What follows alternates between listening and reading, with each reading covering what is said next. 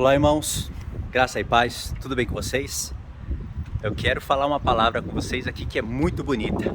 É a respeito da edificação da casa do Senhor, mas é através de coisas enigmáticas. São coisas que não são fáceis para falar, principalmente aqui nesse ambiente agora que eu tô.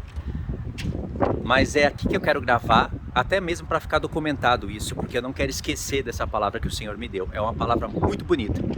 Não é fácil de falar, também não é fácil de se entender, mas eu vou me esforçar aqui para falar e vocês vão se esforçar para entender, tá bom? Eu tô com o meu mapinha aqui. Aliás, ele estava até ali em cima do muro, começou a ventar, quase que ele caiu lá embaixo. Infelizmente, agora começou a ventar. E eu não quero gravar em outro momento, eu quero gravar agora, porque depois eu tenho outras coisas para fazer. Então eu vou gravar esse vídeo aqui em duas partes, tá bom? Na primeira vai ser a junção das peças do quebra-cabeça. Eu vou pegar as peças do quebra-cabeça, vou pôr na mesa, vou começar a desvirar as peças para vocês verem o formato do desenho. E depois nós vamos juntar as peças, tá bom? Por isso que eu quero fazer em dois vídeos, para o celular não desligar. Geralmente quando tem sol batendo no celular, ele esquenta e desliga. Vocês sabem, né? Então é o seguinte, presta atenção. Vocês já leram o livro de Eclesiastes? Ele é um livro difícil de entender, né? Às vezes parece até que Salomão tá doido quando escreveu aquele livro.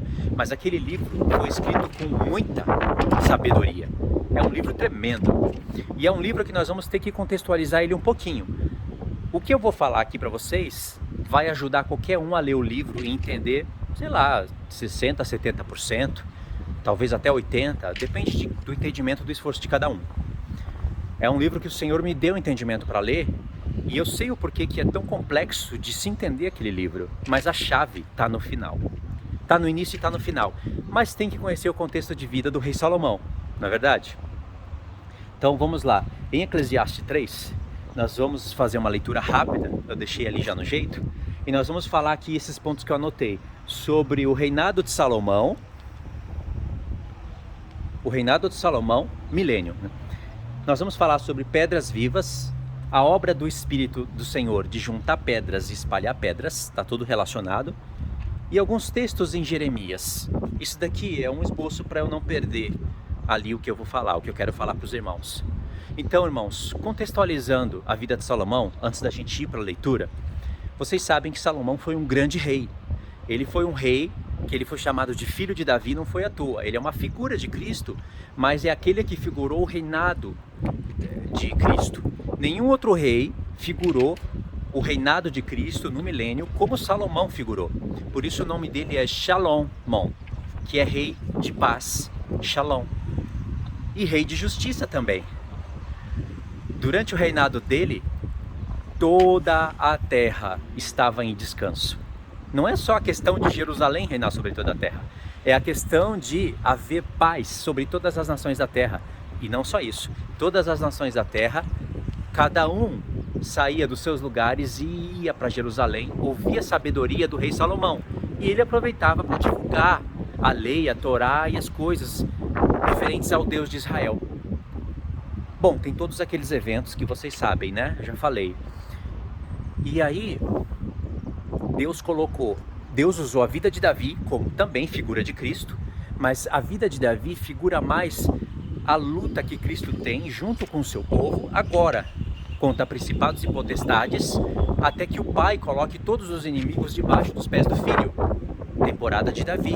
Davi uniu as duas casas de Israel, é o que Cristo está lutando com a igreja para fazer agora. E depois, quando Deus coloca todos os inimigos debaixo dos pés de Davi, e isso está escrito, se eu não me engano, em 1 Reis 5, Salomão vem com a missão de edificar a casa do Senhor. E ele edifica, dura 7 anos essa edificação, e quando ele termina de edificar a casa, ele faz uma oração profética, mostrando que até ali, naquela oração, ele já tinha grande conhecimento da parte do Senhor, porque ele edificou a casa que o próprio pai deu a planta para o pai dele, para Davi, que passou para ele, e ele edificou conforme tudo o que estava escrito, estabeleceu as novas leis, porque o Senhor amplificou a Torá, ele colocou leis que não estavam na Torá, e virou lei para Israel. Aquela questão dos levitas, das numerações, Deus escolher 24 homens turnos para músicos, 12 turnos com 24 homens. Olha as numerações, 12, 24, 24 vezes 12 vai dar 288, que é 2 vezes o número 144. Depois Deus vai estabelecer 12 turnos, ou 24 turnos, com 24 mil homens para cada turno. Então isso nos leva para Apocalipse, lá para os 24 anciãos, episcopos, os 24 presbíteros, que têm harpas nas mãos, incenso com as orações dos santos. Aquilo ali é um modelo da igreja, aquilo ali é espetacular. E o número 24, 12 por 12, tem os 144 mil dentro do mesmo livro. A edificação da própria cidade já nos revela essas coisas. O muro tem 12 portas, nas portas escrito o nome das 12 tribos de Israel. O muro tem 12 fundamentos, escrito o nome dos 12 apóstolos. 12 por 12, 144. 12 vezes 12, 144.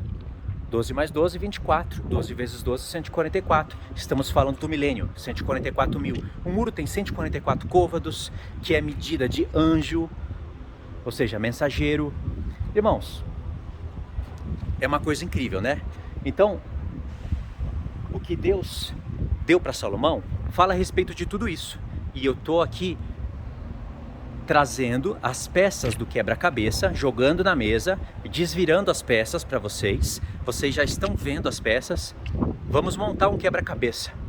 Por isso que o início do estudo aqui fica mais para remontar essas coisas. Aí o que acontece? Bom, lá em Apocalipse nós temos um cumprimento cabal dessas coisas. Por isso que após o anjo de Jesus ter mostrado para João toda a Nova Jerusalém, o Senhor Jesus fala: eu sou a raiz e a geração de Davi. Acabou de mostrar o edificador, acabou de mostrar a sua edificação, a esposa do Cordeiro, e falou: eu sou a raiz e a geração de Davi. A raiz de Davi é Salomão, figuradamente. E o que aconteceu na geração de Davi? A unificação das 12 tribos, das duas casas de Israel. Tremendo, não é? Fala a verdade. Isso é tremendo. Salomão, volta agora na história. Salomão pecou. Ele cometeu grande idolatria. Nenhum homem foi tão idólatra nessa terra como Salomão. Apesar de Deus ter mostrado tanta bondade e misericórdia com Salomão e ter dado tanta sabedoria para ele, como não deu para nenhum outro rei antes dele, e nenhum outro rei depois dele foi tão sábio como ele, a não ser o próprio Senhor Jesus e depois a edificação do Senhor Jesus. Paulo foi mais sábio que Salomão. Pedro foi mais sábio que Salomão. Então, Deus deu tanta riqueza para Salomão e Salomão acabou se esquecendo do Senhor por causa de muitas mulheres, por causa de muita riqueza. E pronto, Deus arrancou o reino das mãos de Salomão e dividiu o seu reino em duas tribos, em duas casas, em dois reinos. E ali Deus começou a trabalhar, fazendo um plano para mostrar para ele como ele alcançaria as nações e salvaria os gentios, e faria dos gentios parte das 12 tribos de Israel. Lindo, né? Então pronto, depois disso, na velhice, Salomão se arrependeu e escreveu o Eclesiastes. E escreveu, irmãos, de uma maneira enigmática. O que Salomão está falando em Eclesiastes, ele está falando dele. Quando ele fala é vaidade, é loucura. Quando ele fala coisas ali que parece que ele não tem discernimento entre um homem e um animal, que ele não sabe muito bem das coisas, e que ele viu que o muito saber, a sabedoria é vaidade. Ele está falando dele mesmo.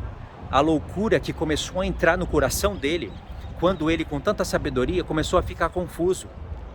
Imagine, o pecado seduziu, enganou o rei Salomão, e depois ele começou a entrar num momento de loucura, a achar que a sabedoria não tem diferença nenhuma. Para que tanta sabedoria, sendo que um homem sábio e um homem que não tem sabedoria vai para o mesmo lugar? Para que fazer tantas coisas se uma outra pessoa vai assumir aquilo ali? Aí ele começa a falar, lá no a chave está no início e no final do livro, porque o meio é complexo. No início do livro ele está falando que ele não negou nada aos olhos dele. Tudo que o coração dele desejou, ele fez. Embora Deus deixou ele fazer tudo o que ele queria. sendo que ele não transgredisse a lei. Tanto que ele não transgredisse a lei, ele poderia fazer o palácio dele, que ele demorou 13 anos para fazer, poderia fazer tudo, menos ter tudo aquilo de mulher, começar a voltar para o Egito com os cavalos, multiplicar prata e ouro e fazer tudo aquilo que no livro da lei estava proibido a um rei de Israel fazer, claramente. Israel nunca mais poderia voltar para o Egito. Salomão fez cavalos irem para o Egito. Não poderia multiplicar muita prata e muito ouro. Não poderia, um rei não poderia ter para si muitas mulheres. E Salomão teve só 1000. Se ele tivesse metade da metade disso, estaria errado. E um rei teria que ler a Torá, uma porção da Torá todos os dias, para ele saber como convém agir diante do Senhor, do Deus de Israel. Então Salomão já começou a transgredir antes mesmo de todas aquelas mulheradas. Bom, aí ele entrou em um momento de loucura e começou a ter conflitos internos. Mas Deus falou ao coração dele e ele escreveu esse livro. Ele não está falando tão explicitamente que ele errou, que ele pecou, que era dele a respeito dele o livro. Mas o livro está falando dele, irmãos. Presta atenção. Ele tem consciência que ele falou. Nós podemos ver que ele está falando dele quando ele fala que ele não negou nada aos olhos dele. Tudo que o coração dele pediu, ele fez. Já nós vamos ter que ir para a parte 2. Agora mesmo. Eu vou continuar isso daqui na parte 2, tá bom? Porque aí eu tenho a garantia de que está gravando tudo que eu estou escrevendo. Eu estou gravando com a câmera traseira, eu tenho que ter a garantia para não perder o material. Chega de ficar gravando e perdendo material. Estou gravando debaixo do sol, então o celular esquenta. Vamos continuar esse pensamento na parte 2, tá bom? O link vai aparecer aí na tela final, aí a gente continua.